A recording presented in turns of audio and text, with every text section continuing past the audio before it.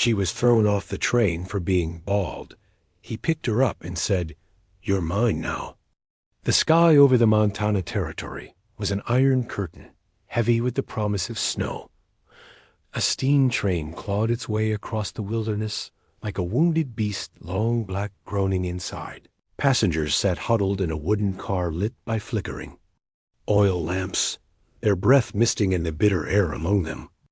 Hunched against a window smeared with frost sat a girl, small, silent, bald. She wore a coat too thin for the weather, sleeves fraying at the wrists, her boots scuffed to the sole. The scarf wound around her head had slipped, revealing her scalp pale. Bare, unmistakably raw, Ella had been careful.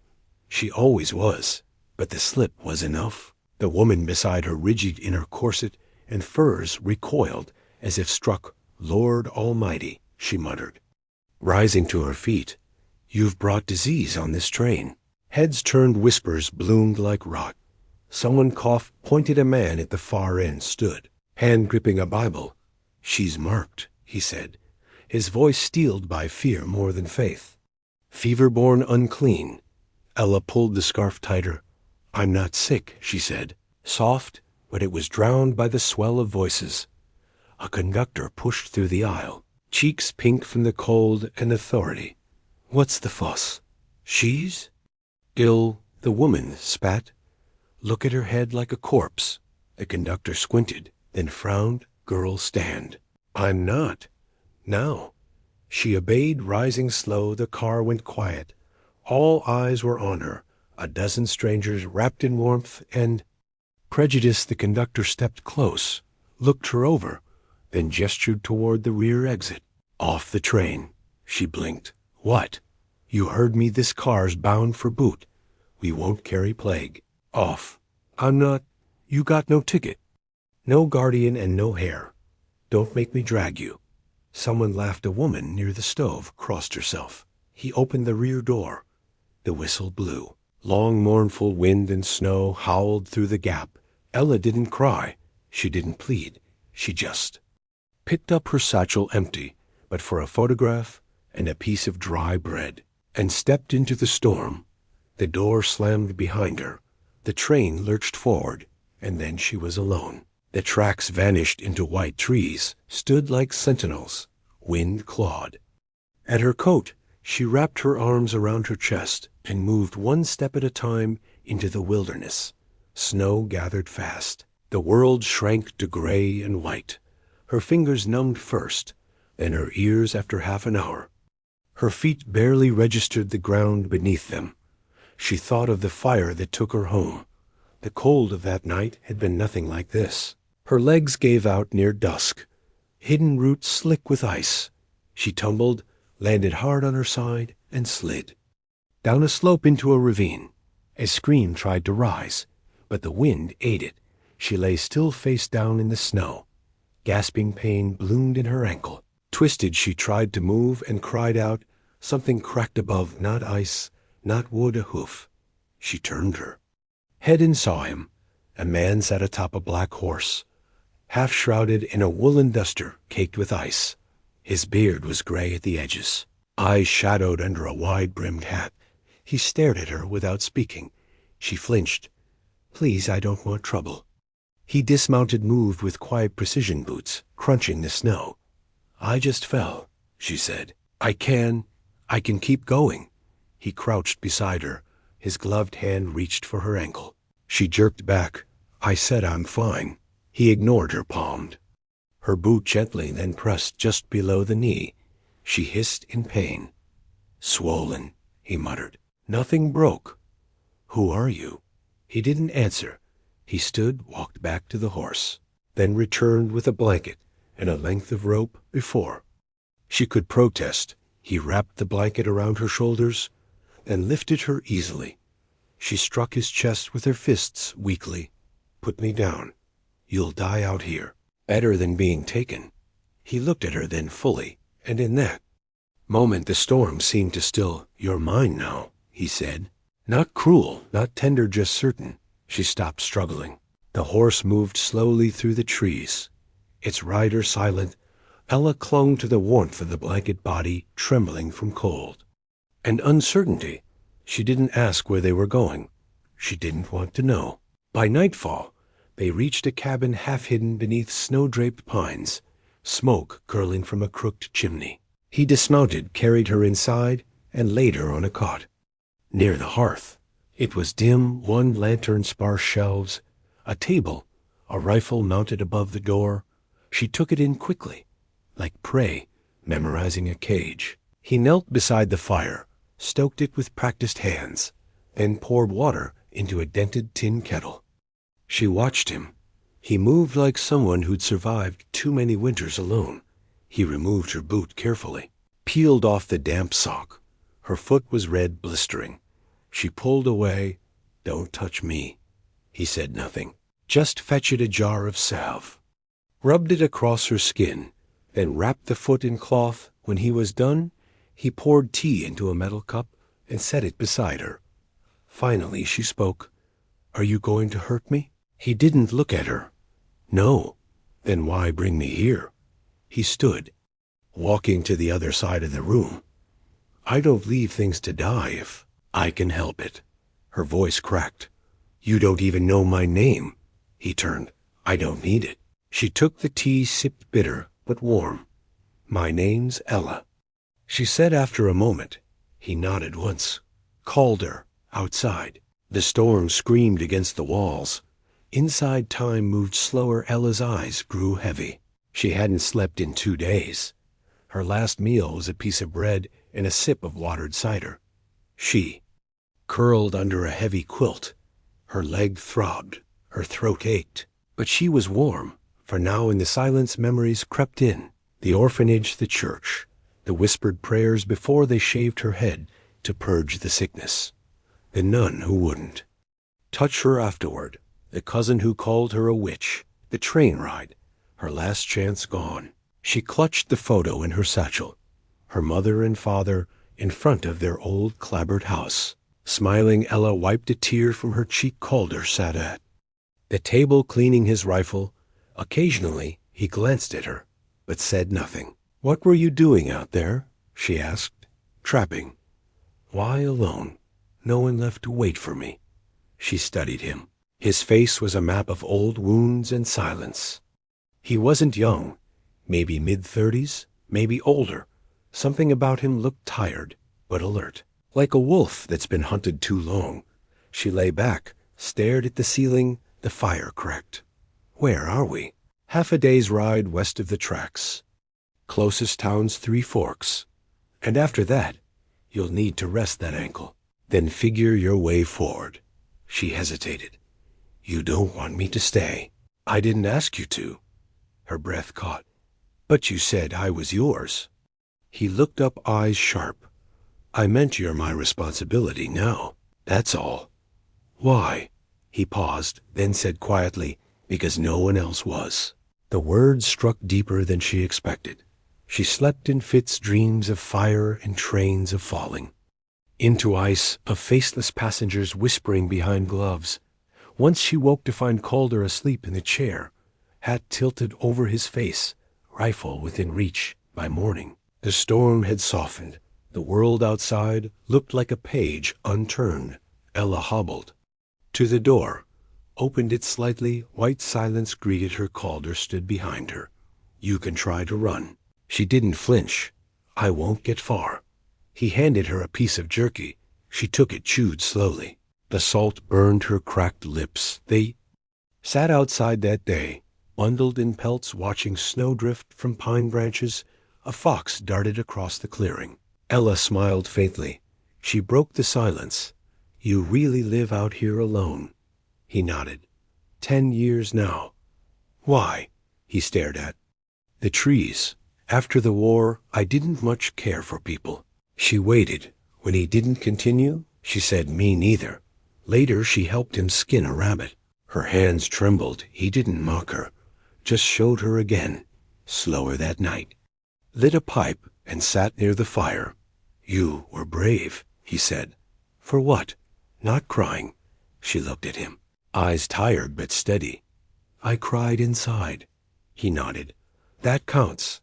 The fire dimmed. She watched the flames. He dozed in his chair. For the first time in days, Ella felt her heartbeat slow.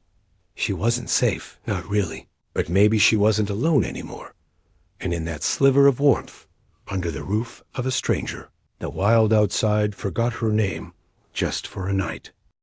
The sun rose late over the pines, dragging frostlight across the frozen clearing.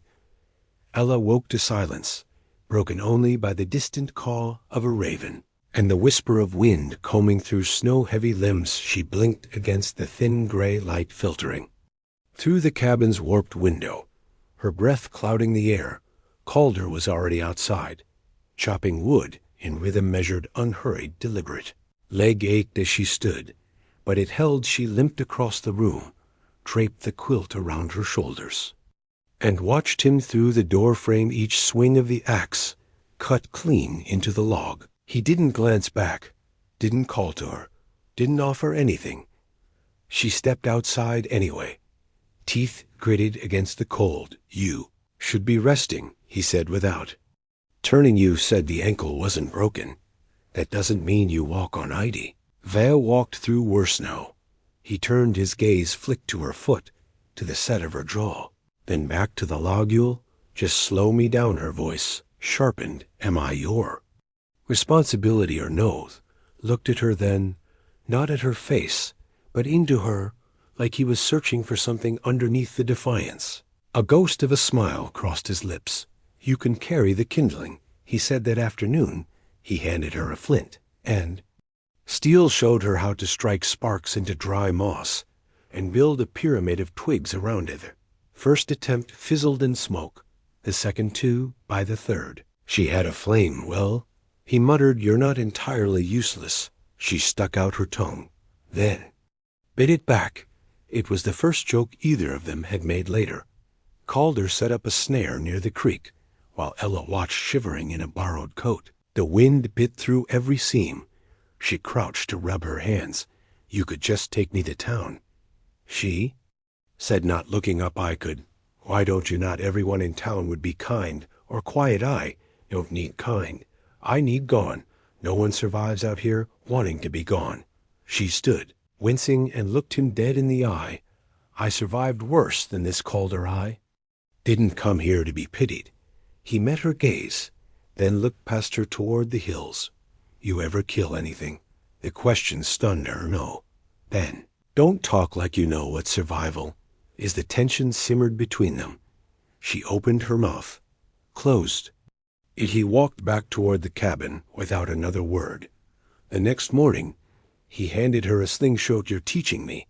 Now I'm not dragging you." She trained with pebbles against a hollowed log, missed every time at first. He didn't correct her, didn't speak unless asked, just watched. By dusk, she grazed the bark on Seov. Got bad form. He say dive, got cold fingers. He smirked. "You've got excuses." The banter felt strange, new, but not unwelcome. That night, they sat by the fire. He offered her a flask. She took a sip and winced at the burn. "What's in that painkiller?" She leaned back against the wall. "What were you before this?" He didn't answer for a long time, just stared into the flames, fingers absently stroking the pipe stem. "A scout," he said finally. "Union Army Civil War. How many men did you kill?" He didn't blink. "Too many to count." She absorbed that, watching his eyes. They weren't proud, just U.S. air. "Not afraid of me?" He asked. "No, why?" "Because I think you're afraid of yourself." Said nothing for the rest of the night. 3 days passed in rhythm. Chop trap, cooked sleep. The air thinned. Coyotes howled in the dark, but never drew close. Calder moved like a man tied to the land, silent, but always listening. Ella mirrored him, learned fast. She could snare a rabbit, now skin it without gagging. Her hands toughened. One evening, a shadow crossed the tree line. Calder stepped out. Rifle raised. 2 men emerged, dusty coats, mud-caked boots, pistols at their hips. They laughed like the world belonged to them. "Well," said the taller one, "didn't think we'd find you so cozy." Calder. The other one grinned at Ella. "Didn't know you'd taken in a pup." Calder's jaw clenched. "Keep walking. We're just passing through. Thought maybe we'd share the fire. Ella stood behind Calder, her pulse thudding. These men weren't settlers. They moved like wolves, didn't need your company. Calder said. The tall one spat. Still think you're better than us? No. Just cleaner. Gunriddle flashed the short ones. Hand hovered near his belt. You still owe for Elko. He said. I paid in blood, not yours. Ella stepped back, bumping the doorframe. Calder didn't move. The tall one sneered. She your girl, she's not yours. The silence split like ice under weight. Then Calder moved fast. He pivoted, shot the short one in the leg. The other man reached, but Ella was already running, grabbing the rifle from inside. She tossed it to Calder. He caught it, spun, and shot again into the dirt beside the second man's foot. The message was clear. They limped away, cursing. Calder watched them go until they vanished into the trees. He turned to Ella. You all right? She nodded. Who were the men I used to ride with? Why'd you leave them? Because I wanted to stop killing everything I touched. She didn't ask more that night. The air inside the cabin was tight. The fire hissed. Calder cleaned his rifle with calm hands. Ella stared at him. They'll come back. He nodded. Maybe. What if they bring more then? We kill them faster. His certainty was unnerving. You weren't going to let them take me? No. Why? Because you're mine. It sounded different, now less like a claim, more like a truth, she said. I thought you were done killing. He paused. I am, but I'm not done protecting. They sat in silence after that. It wasn't heavy, just true. Days passed, then a week. The snow began to melt at the edges. Trees shed their white coats, branches trembling in thaw. The river cracked open. Ella's hair started to grow fine, pale strands along her scalp. One morning, Calder found her practicing with the slingshot. You're better. She hit the tree square. I've had a good teacher. He tossed her a red cloth. Here, what's this? My wife's scarf. From before. She hesitated. I can't take this. I'm not asking. She tied it around her head. It covered the stubble. It made her feel real. You miss her?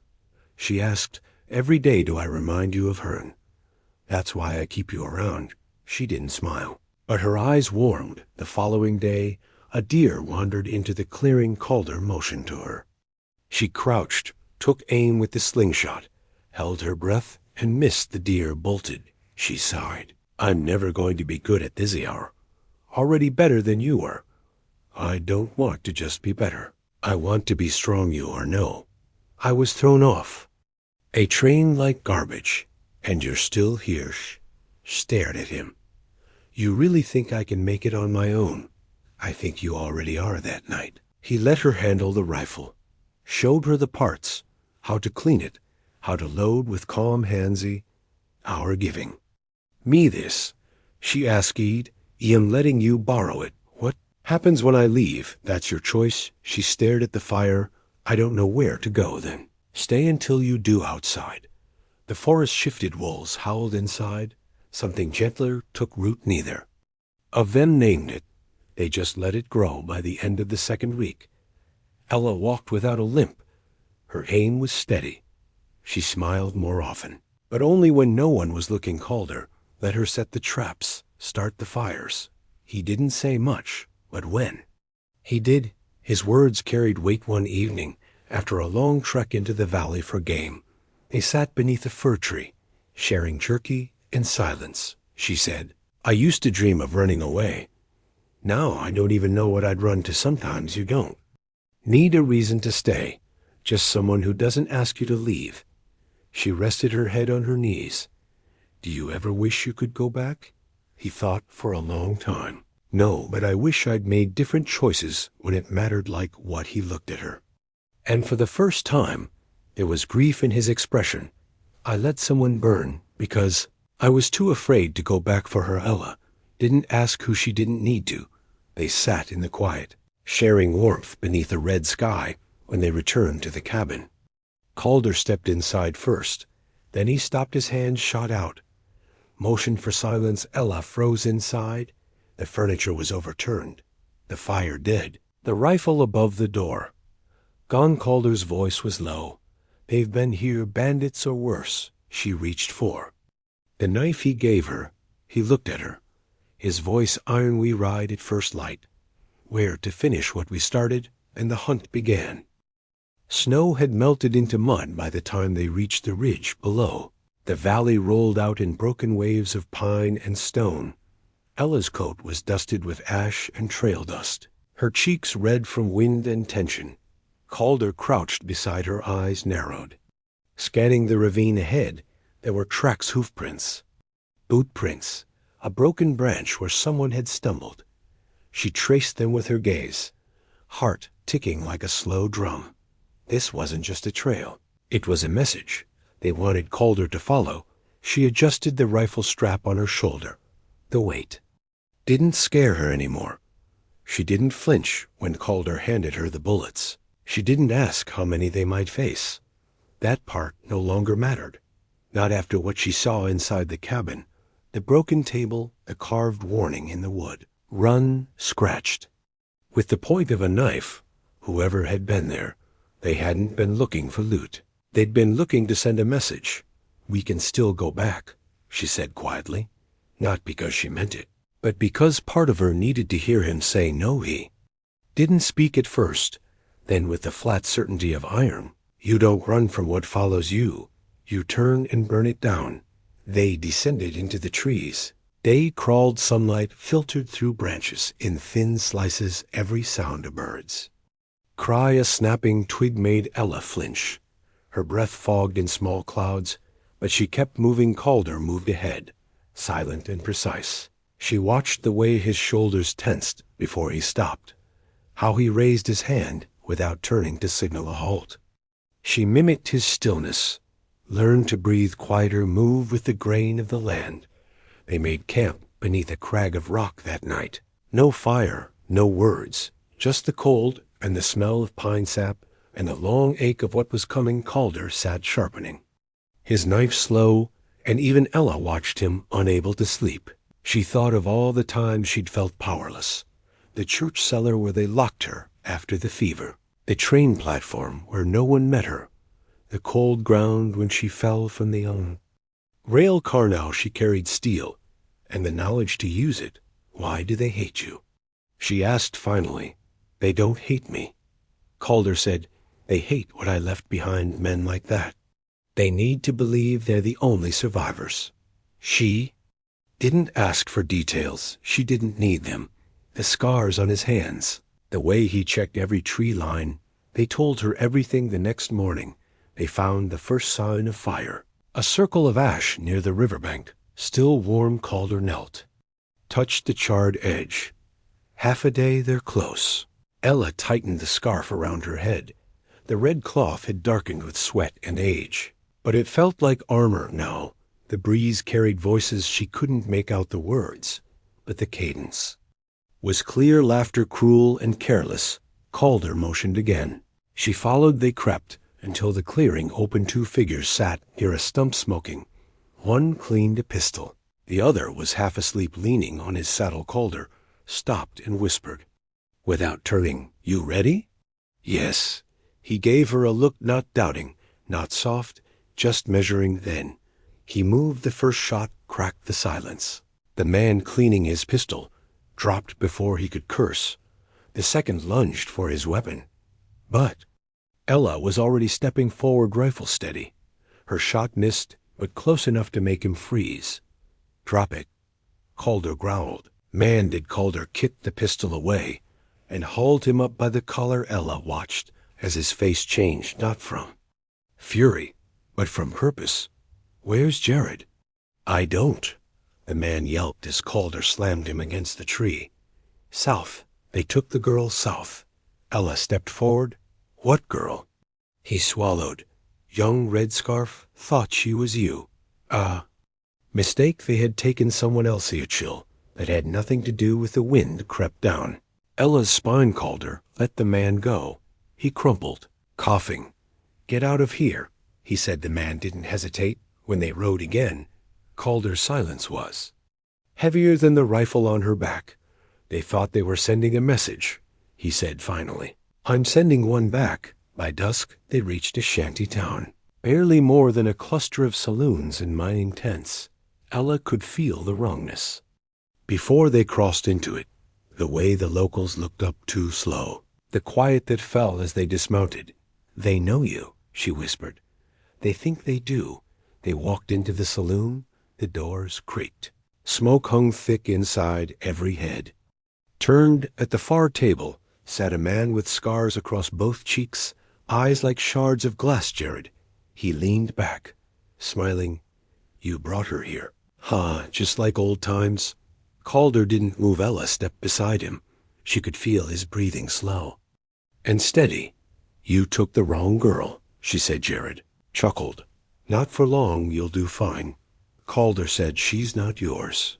Neither was the last one. Jared stood. "You always did think you could decide who belonged to who you ran from. The war from us. You can't run from what you were." Calder lifted his coat slightly, just enough to show the grip of his revolver. Jared didn't blink. In the next second, chaos cracked wide. Jared's hand moved. Calder's was faster. The gunshot blew out the saloon's back window. Screams followed. A table overturned. Someone knocked over a lantern. Ella ducked, then rose, rifle aimed. A man behind the bar reached. She fired. He dropped. Smoke billowed. Gunpowder choked the air. Calder grabbed her wrist out the back. They ran, boots slamming on wood, splinters flying outside. Horses reared. She fired again. Didn't see who she hit. They didn't stop until the town disappeared behind trees. Both were breathing hard. "Did he die?" Ella asked. Calder shook his head. "Doesn't matter. He knows we'll come again if he tries." They made camp in silence. The next day, they rode until the world softened again. Ella could feel the shift, not in the wind, but in herself. She didn't look over her shoulder anymore. She didn't wait for the world to spit her out. That night, as they built the fire, Calder spoke. "You could go to Billings, find a place to stay, start over." She looked at him. "You're not coming?" "I don't belong there." She stared into the flames. "Then maybe I don't either." He handed her a folded piece of paper. "Map safe routes marked in red. I'm not going. You don't have to stay out here." She smiled, faint but real. "Out here, at least the wild doesn't lie." Calder studied her. "You've changed. So have you." They didn't speak of goodbyes. They didn't have to. The next morning, she packed her things, the red scarf, the rifle, the knife he gave her. She stood beside the horse he'd saddled. "You sure?" he asked. She nodded. "I want to see what else I can survive." He helped her mount. She looked down at him, once a stranger, now the only person who saw who she really was, before even she did. "You are never just something to save," he said, "and you were never just someone running." They didn't embrace. They didn't cry. He stepped back. She turned the horse as she rode away. She didn't look back, and as the sun climbed over the trees, Ella smiled, not because she was free, but because she had chosen to be.